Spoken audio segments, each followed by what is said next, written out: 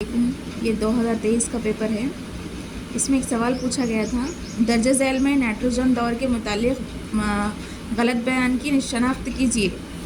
तो इन चारों में से क्या है, ये चार ऑप्शन में से गलत बयान की निशानदेही करना है। फर्स्ट ऑप्शन क्या दिया, नाइट्रोमोनास एक नाइट्रीफाइंग बैक्टीरिया है। फिर दूसरा क्या है, क्लास्ट्रिडियम आज़ादाना ज़िंदगी गुजारने वाला नाइट्रोजनी तनबेती बैक्टीरियम है। तीसरा, नाइट्राइड्स और दिगर नाइट्रोजनी मुरक्कबात के ज़रिए अमीनो NH3 तैयार करना अमीनिफिकेशन कहलाता है। बैक्टीरिया नाइट्रेट्स को नाइट्राइड्स में तब्दील करता है। ये तीन बयान तो सही है, लेकिन ये गलत है। ये किस तरह मालूम हुआ हमें कि ये क्लास्ट्रिडियम या बैक्टीरिया जो है क्लास्ट्रिडियम बोटुलिनियम नामी जरसूमास, ये क्या है, फूड पॉइजनिंग का जिम्मेदार बैक्टीरिया है ये क्लास्ट्रिडियम बोटुलिनियम।